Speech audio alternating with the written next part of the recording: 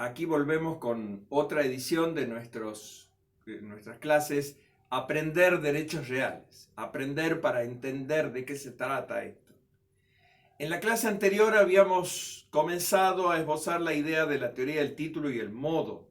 Habíamos dicho qué son título y modo suficientes, algunas con las palabras del Código Nuevo, otras con otras palabras que mejor que entender el código ayuden a entender la materia. Cuando hablamos de modos suficientes, nos tenemos que remitir, por ejemplo, a los que Vélez enunció en su sabio artículo 2524 de su código.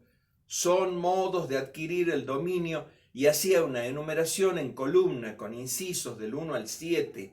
Habría que leer eso, repasar y repasar los conceptos de eso.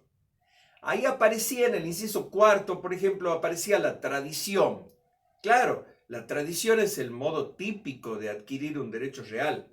Es modo constitutivo de derecho real.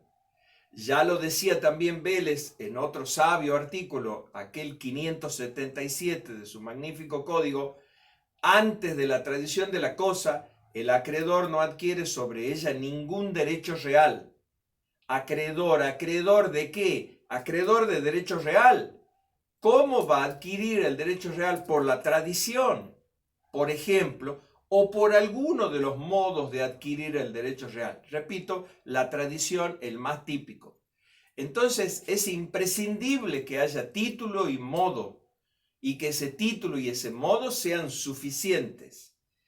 Este artículo 1892 que empezamos a analizar en la clase pasada puede volver loco a más de uno, porque, como repito, con pésima técnica legislativa, dice: la tradición posesoria es modo suficiente para transmitir o constituir derechos reales que se ejercen por la posesión. Y los que el código sostiene que no se ejercen por la posesión, entonces, ¿cómo se constituyen? No nos dice el artículo ni el resto del código. Para peor, después nos dice: no es necesaria cuando la cosa es tenida a nombre del propietario y éste por un acto jurídico pasa el dominio de ella al que la poseía a su nombre, o cuando el que la poseía a nombre del propietario principia a poseerla a nombre de otro, punto seguido.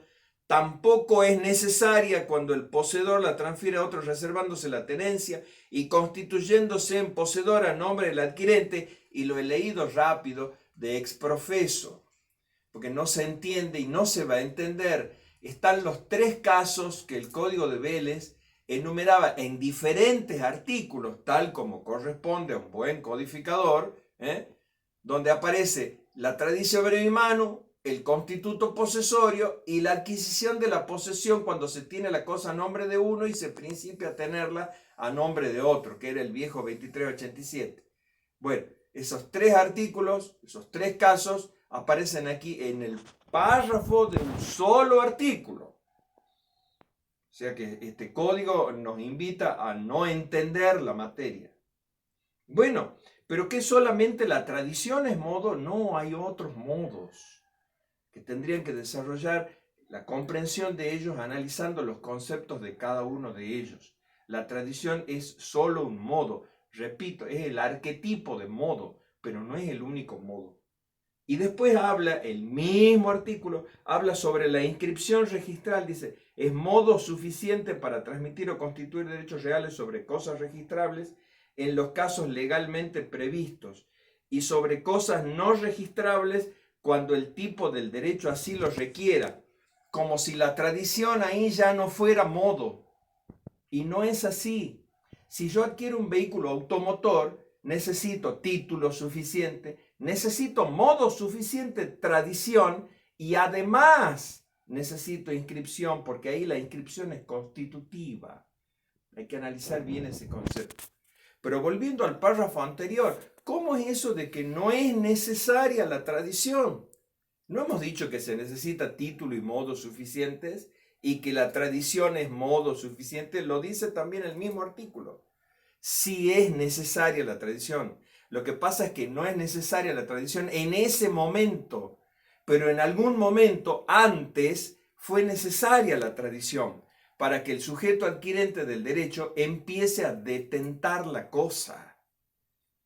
hay que explicarlo y hay que entenderlo bien, porque si no se explica y no se entiende bien, después no se entiende el resto de lo que sigue, el dominio, los otros derechos reales, la hipoteca, no se va a entender. Bueno, esa es la idea nuestra, enseñar y explicarlo así para que se entienda. Aprender derechos reales. Volvemos en la próxima.